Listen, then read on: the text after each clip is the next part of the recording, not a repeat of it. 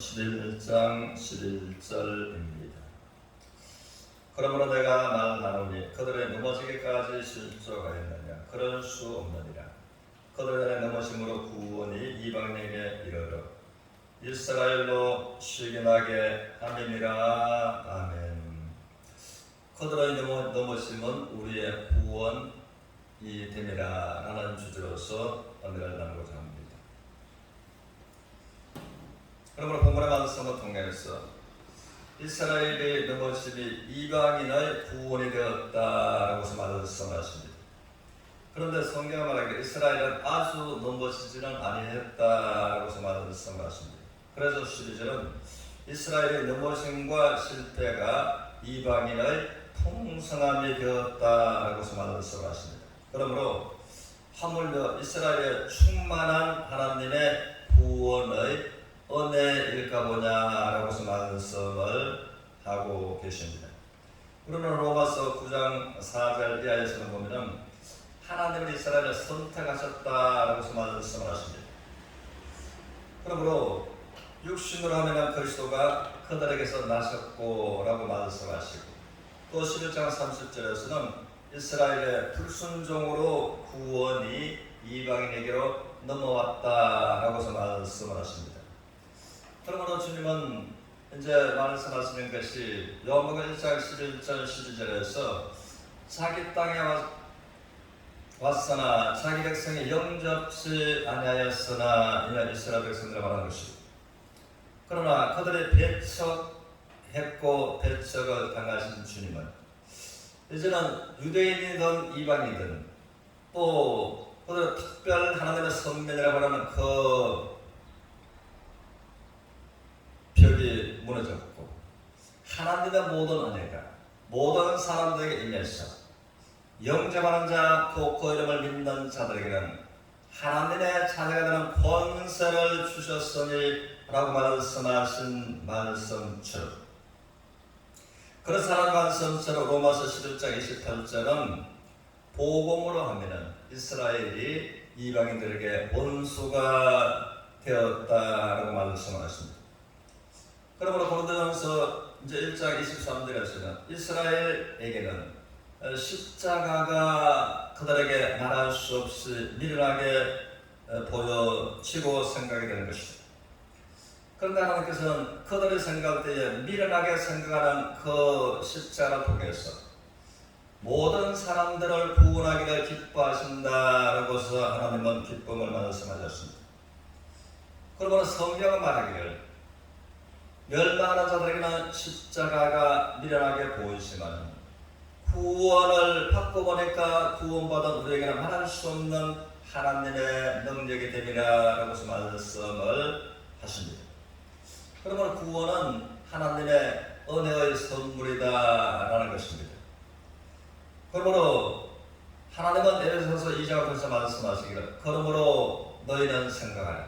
그때 너희 이스라엘 나라 밖에 있었고 세상에서는 하나님도 없고 소망도 없고 또 할례당이라 칭하는 자들한테 무할례당이라 칭함을 받는 자들이었더니 이제는 예수 그리스도로 말미암아 이 장벽이 허물어지고 또 우리가 하나님께 가까이 나아감으로 한몫된 은혜를 얻게 되었다라고 말씀을 하십니다.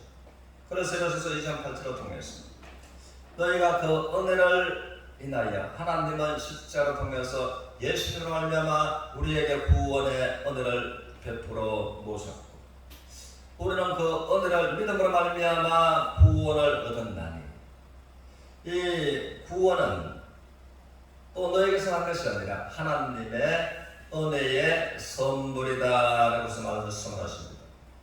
그러면 하나님께서는 이는 행위에서 난 것이 아니니 이는 누구든지 이 구원은 하나님의 은혜의 선물이므로 받았다고 해서 사랑할 것이 아니다 라고서 말씀을 하고 계신다는 것입니다. 그러므로 우리가 이 사실을 생각할 때에 온전한 은혜의 선물은 우리가 두 가지를 생각할 수가 있는 것입니다. 은혜는 절대로 받을 수 있는 대상이 되지 못하는 사람에게 주어지는 것이 은혜다라는 것입니다. 우리가 하나의 신뢰를 들자면 우리는 8월 15일 광복절을 맞이함에 있어서 대통령을 할 수 있는 권한으로 특별 사면을 허락한 사람들이 많이 있습니다. 그들한테는 특별한 은혜가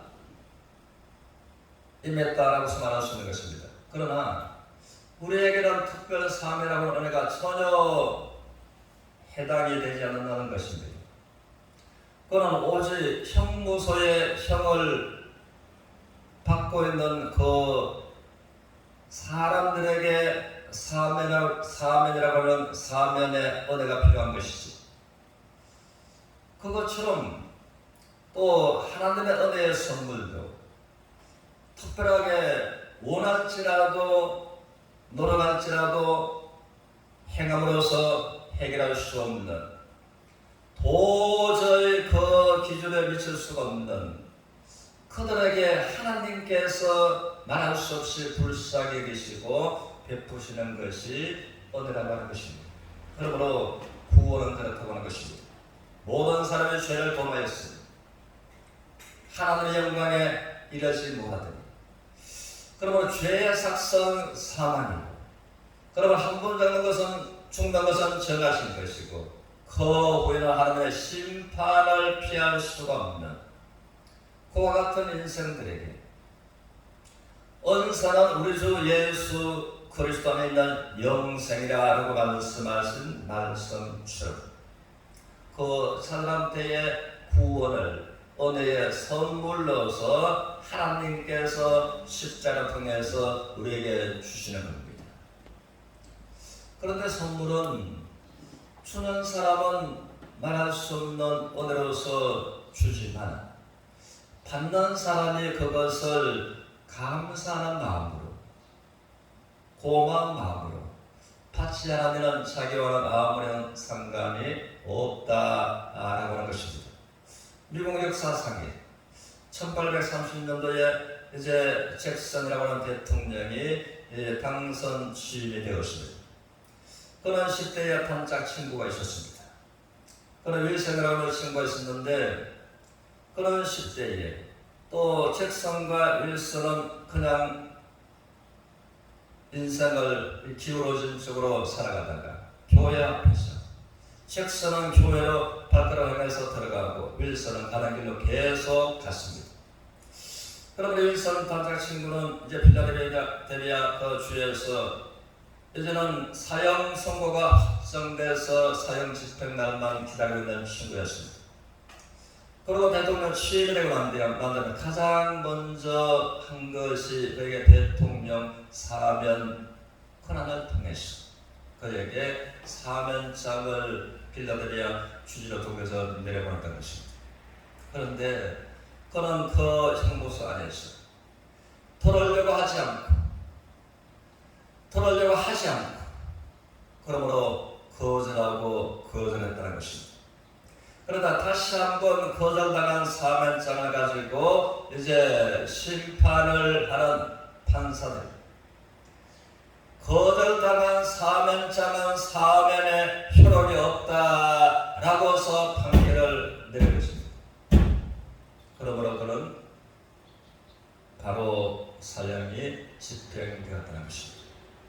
이와 마찬가지로 하나님께서도 이스라엘에게 미련하게 보이는 그 십자가 통해서 온 인류를 구원하신 구원의 은혜의 선물이라고 하는 것입니다. 이방인들도 이것을 하나님의 은혜의 선물을 받으면 나의 것이 되지만은 내가 거절하면 나와는 아무런 상관이 없다라고 하는 것입니다. 그래서 로마서 3장 27절을 통해서 그러므로 우리가 하나님의 은혜로 말미암아 구원을 받은 이 선물은 행위에서 난 것이 아니니 자랑할 데가 어디 있느냐? 무슨 법으로냐? 안 되냐? 오직 믿음의 법으로니라. 하나님께서 은혜를 베푸신 그 은혜를 믿는 믿음의 법으로서 우리가 구원을 받는 것이다, 받았다라고서 말씀을 한 것입니다. 그러므로 십자가를 통해서 완전한 구속을 이루신 예수 그리스도께 나가서 완전한 구원에 참여하는 모두가 되시기를 주님의 이름으로 축원합니다. 아멘.